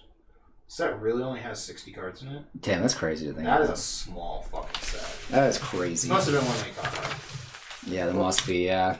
Yeah. That's just crazy to think about a set being that small in any card game nowadays, because they just like pack them with just utter shit. Yeah, that's like that's like the size of like a Force of Will set, somewhere in there, 60, 70 cards, I think.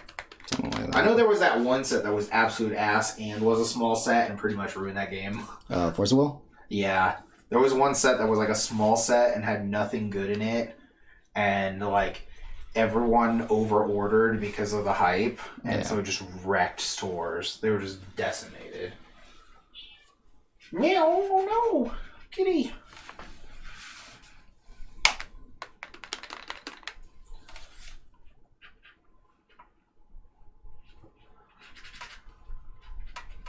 Alright, well then, so let's go. Aha, here we go. Let's. Okay, so when did Lost and When come out? Date wise, what do we got here? When's the English release for this? Yeah, I want to see what those fucking tournament decks looked like back then. Yeah, June in 05. So I know that like this, yeah, because this set doesn't have Cyber Dragon. After Cyber Dragon, the game is like completely different. Yeah. Cyber Dragon was like the... Cyber Dragon was like... That is the game changer. That was like one of the first like impossible to get pins also, I think. Like really, like of the like, you know, one of them is sold out and the other two are worthless. Yeah. You know, like style they would do for a while. Yeah. So we're looking for like Yu-Gi-Oh! Meta from like early 05.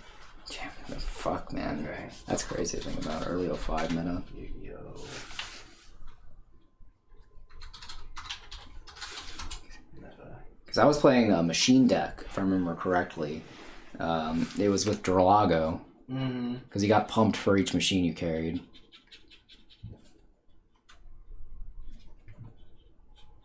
I definitely remember that being not very good, but it was just like all I could get.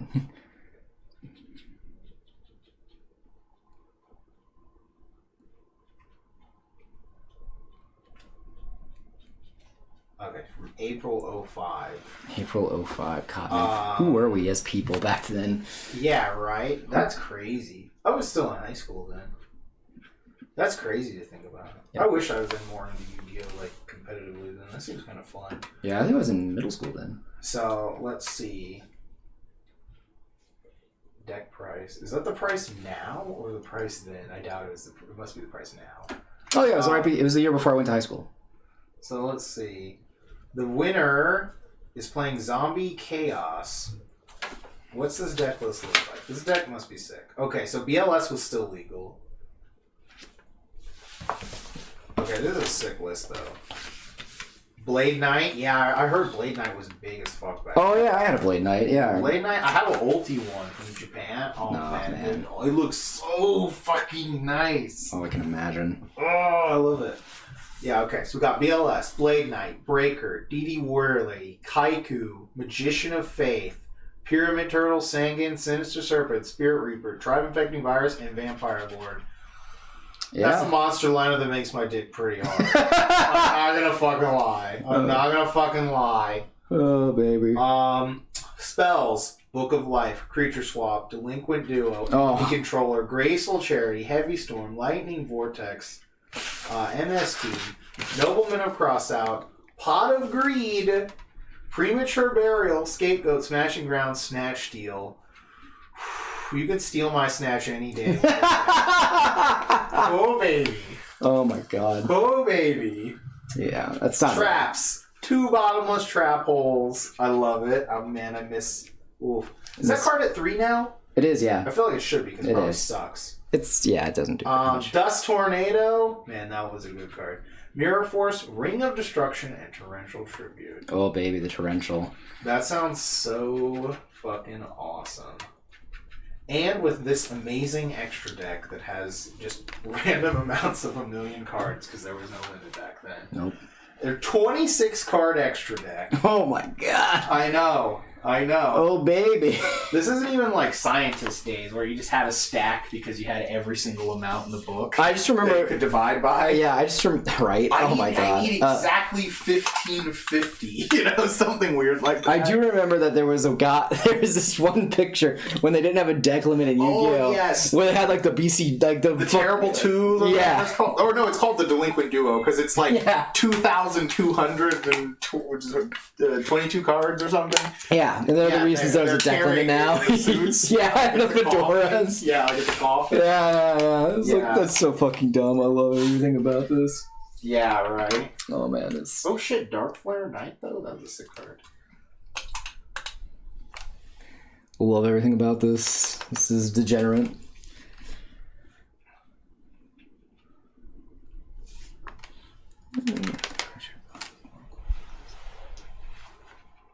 This side deck right here, alright, we got Aeronite Parshath. Oh my God. Chiron the Mage. Alright. Nice. One Jinzo, fuck yeah. Tiger King Wanghu. That is a card I fucking love. This shit just dies when it hits the board. Another Kaiku. 2 Mobius. 2 Mystic Swordsman level 2. Kills face downs. A Book of Moon. Metamorphosis. Scapegoat. A Ceasefire. Hell yeah. And a Dust Tornado. That's pretty fucking sick. That's lit, man. We could recreate this entire deck for about $100, and that would be one of the greatest Yu-Gi-Oh! Purchases of my life. Ooh, baby. Oh. Damn, BLS is in common now? That's kind of sick. I kind of want one. I usually like either like highest rarity or lowest rarity cards.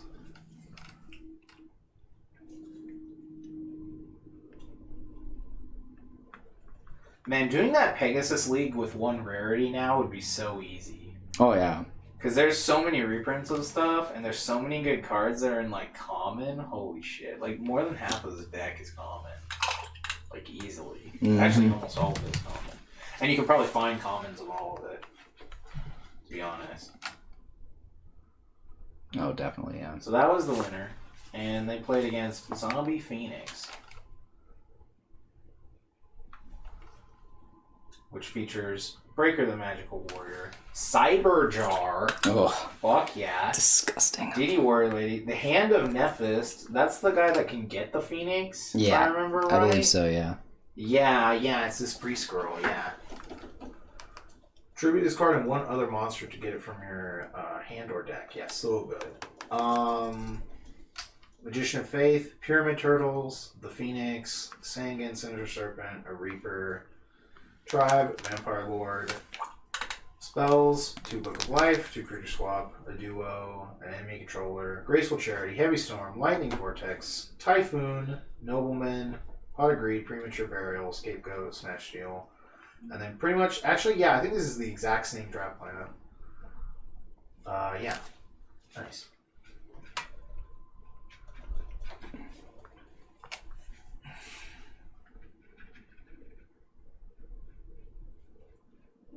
Broken. I know, right? It's beautiful. Hey, man. It's honest. Actually, it's way less powerful than honest, but... Yeah, that's what to say. But it's honest Yu-Gi-Oh!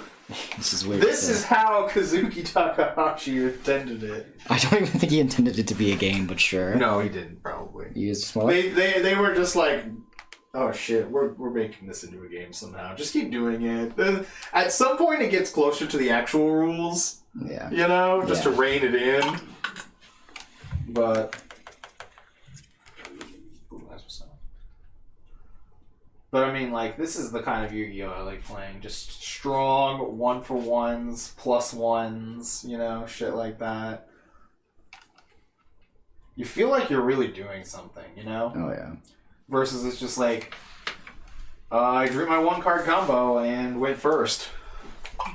Good Was luck. it fun for you? You know? Was it fun for you? Most Yu-Gi-Oh! Games only last 4 seconds. It's true.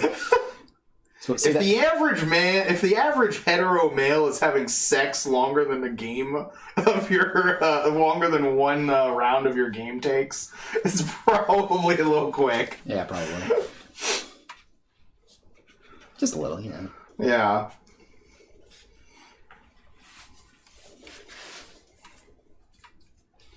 you know, Just a smidge. it's a smidge. Just a smidge.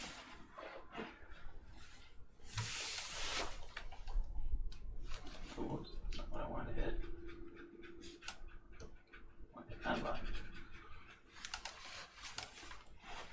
Although the art did get a lot better. And Yu-Gi-Oh, yeah. Yeah, the Yu-Gi-Oh art is amazing. It's really good now. Yeah, they definitely started adding backgrounds too. Yeah, they actually have backgrounds, and the cards seem like they're in scenes. Yeah, and they also have like, you know, flavor and lore with them now. Yeah. They're more like archetype specific lore than they are like archetypes interacting as much. Yeah. They kind of did that a little bit for. They had always Dual Terminal. done that some, and especially Dual Terminal had it a lot. Yeah. You just don't know like what it actually is because they don't have flavor text on the card. Yeah. So you're just kind of like, okay, yeah, I think this happened and then this happened, you know? Yeah. Unless you read about it online somewhere. It's just fine. I don't mind. Yeah. Like, it's not the biggest deal. Magic is technically like that anyway. You have to go read the story online. Yeah. But it does have flavor text, so it helps you along. Yeah. And then Larry the Wizard said, "I will kill you, Chandra." And then there's a card later where Chandra is dead. Oh, shit. No. Chandra, no! Don't worry, she came back like Elspeth, you know? Yeah, she conquered death. Yeah. Don't worry, she realized that she wasn't bisexual. God. Well, I thought it was Nissa who realized she wasn't bisexual. No, it was Chandra. Remember, Nissa left. Oh. I couldn't remember. I thought it was... Oh, Nissa became evil because she was actually still a lesbian, yes. You know? Yeah. Or something Her like that. social anxiety made her leave the Gatewatch. I really just cannot... Like, that lore... It's something like that. Because she leaves... Does she leave after Kaladesh? I can't remember when she actually left the crew. I thought She, like, leaves because she's like, well, I still have to go do something on Zendikar. And you guys suck, and Chandra won't be my girlfriend.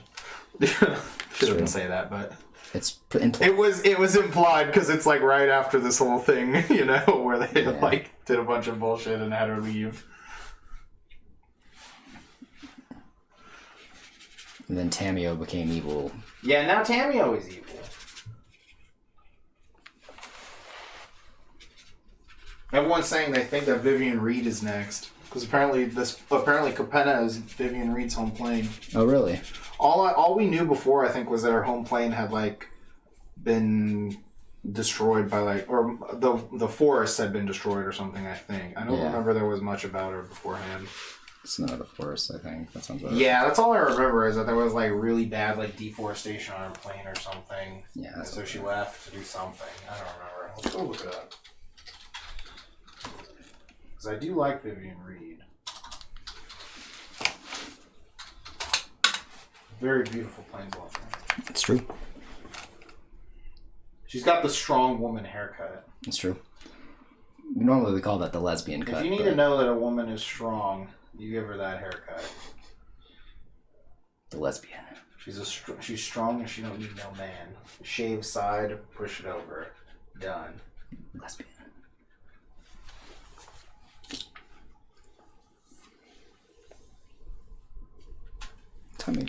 Yeah, this is what it says at first. It says that her homeland was divided between, like, druids and some sort of advanced civilization. So maybe this isn't her homeland? I thought someone said that in an article recently. Let's go see what does it say. Because I know she's on New Capenna. Here we go. At some point after the events of Aquarius, Vivian Reed found her way to New Capenna, hoping to find a place where technology and nature could coexist. She was aghast to discover that New Capenna's plane is devoid of life except for the metropolis, where greenery was found unpleasantly artificial. Okay, so never mind. I think it was called Homecoming or something. It's something with home or something is in the story. Or is in the title.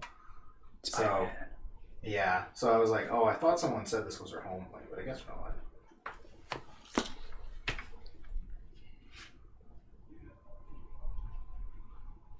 Because I know this place is just basically Ravnica, but gangsters. Yeah. From what I've heard, it's like mostly this city, and this makes sense. This is what they're saying in this little thing. Apparently she met with Tezzeret. Oh, good for them. Who claimed to work for Urabask. Okay, so he's the next guy that'll be here. And she left with Tezzeret to go meet him. Okay, so yeah, no wonder everyone's like, she's getting fucking Norded. And they're gonna have a whole new plane attack or something when they go do something. Well, eventually they're going to have some sort of return of New Phyrexia or whatever, is what they're setting up for. Because that's why they've had, like, every Praetor in, you know, the few sets or whatever. Yeah. Everyone's pretty sure that's what they're lining up, you know, because that's why they got, like, the reality chip and all this other shit. And, like, the Tezzeret still had the planar gates from when he helped Nick Bolas. So, and Tezzeret's worked with the Phyrexians before. Yeah. So Makes sense. I think he worked with. Yeah, I mean, obviously before this set, but yeah, I mean, like, I'm talking before coming down also. Yeah. Because I know he was on New Phyrexia. I know he was there because Nicobolas told him to go there, but.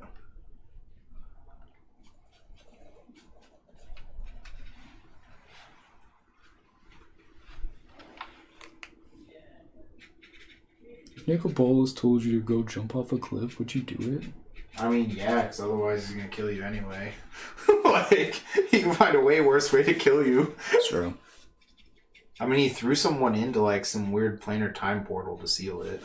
So... Yeah, that's true, yeah. Yeah. This looks pretty sick. I really like the way this is coming together. Yeah. I'm having fun testing out different ways to do skin. Okay. Because one of the things that I think could make my work set a little bit better if I don't just always do, you know, oh, this is skin, therefore I must use skin tone. Gotcha. So I'm trying to do a lot of this kind of weird color palettes that can only allude to skin but not really are, you know? Alludes to skin. Skin is believed to be here. Yeah. Playing with the medium, because if you know what it is, you can mess around with it, basically. Is all. Yeah. Skin doesn't have to be skin tone, basically. It's the Yeah. I mean, you can have people do whatever you want. Yeah, especially when weird lighting situations like this. Ooh, speaking of weird lighting situations. Oh, did the light go off? Yes. Oh, I didn't even notice. I mean, well, it just happened. Yeah, we're almost done though. That's yeah. why. I mean, I wasn't looking at the battery for it. I probably should have been watching the battery. I could have plugged it in, but That's fine. Yeah, we're close to ending anyway. Yeah, it's almost 10.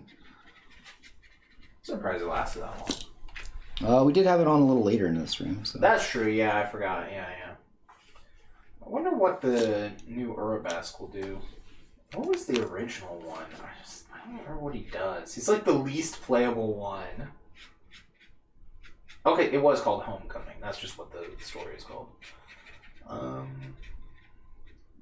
Creatures you control have haste. Creatures your opponents control enter the battlefield tapped. I thought it was something with haste, but that seems so boring. Yeah, his is really boring. He needs a better one. It's like the most boring. All the other ones are crazy busted. And they're just like, make the red one shit, you know? Yeah. Like, this easily could have done something with, like, dealing damage when the creatures enter, or something weird like, you know, something. Just to be like, my guys have haste, and your guys enter tapped for, like, 5 mana on a 4/4 is kind of whatever. So, I do think he is the cheapest, though, of the original crew. If I remember correctly. He should be, yeah. He's definitely the cheapest. At least, like, 2 mana, I think. But that's still pretty weak.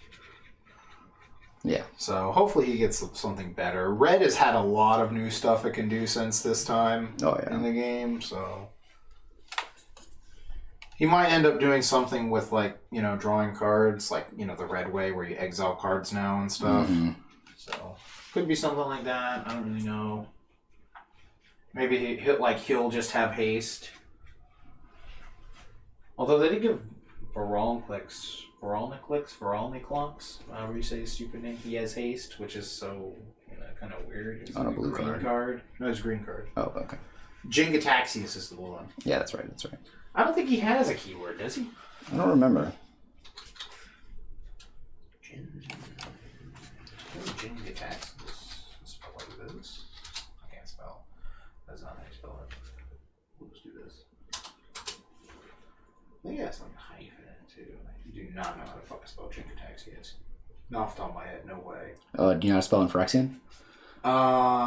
Yes. I knew it had a hyphen. Okay, that's part of the reason why I didn't get the name right. No, he doesn't have a keyword at all on his, which is kind of lame.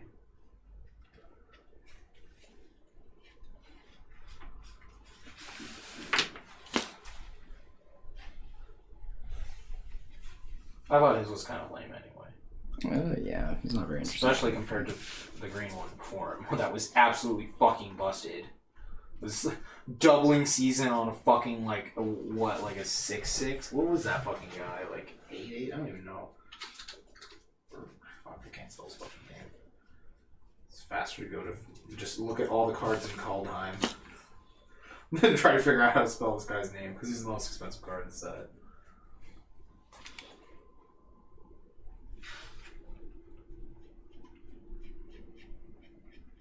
Vorinclex. That's what it is. Yeah, haste, trample, 6 mana, 6/6. Oh, for this guy, yeah. That alone is not bad. And then this motherfucker is just doubling season and canceling season for your opponent. Or, well, it's half, I guess. It doesn't fully cancel them, but... It doesn't fully Twitter them, yeah. Yeah, they still get some. They get some... They get some media coverage, but, you know... If they don't spin it real quick to do the full grift, they're not going to get anywhere. It's true. So, but yeah, no, that guy's way better. I mean, it is green though, and like right now, green is basically blue. So Yeah. green is just the new blue, like the best fucking color. Black is the new white. Yeah, I won't be shocked when they just like next set they just have like. Just actual force of will in green, not force of vigor, you know? Like, they're just actually, first it's of all, just called Vygar. Vygar. But, you know what I mean? Yeah. It's just called, like, force of green will or some shit. It's just straight up force of will in green. No, they say will of force. Yeah, the will of force, that's what it'll be called. But they'll say the will of force est. The will of forests. Yeah. There we go. Yeah. There we go. The will of forests. But that's a bit too smart. That's what it'll be. Just fucking that. I swear to God, green is so busted right now. Oh. Alright, speaking of busted, I'm tired. Yeah, right. This is a boring stream, just hanging out. All good. Yeah. But I'm gonna go clean up, head to bed. I gotta get up early to go run. that makes sense. I gotta head over to the yard tomorrow. Get some milkshakes. Oh, yes. Yes, I cannot wait. I'm so glad we'll not be streaming tomorrow. Mm-hmm. You will not be here. You'll be in the bathroom. I'll live somehow, don't worry. You always do, but I mean, the pain. It's whatever, you know. Sometimes the pain is worth the pleasure, you know. We've all seen Hellraiser. I was gonna say, we've all lived with Devin. But, alright, well, we're gonna bounce. It's been fun. This is a cool picture. Yeah, I'm gonna work on it some more on Wednesday. Yeah, I'd say maybe your arm looks a little noodly, but other than that, I think it's I mean, fine. you gotta paint it. That's pretty much it. I just think the proportions of them are a little weird, but other than that, I think they look fine.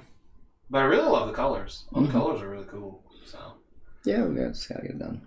all right, well, we're gonna head out. Have a great night, everyone. Catch y'all later. Peace. Funky Space Wizard Battle coming in 3, 2, 1. Taco Revolution.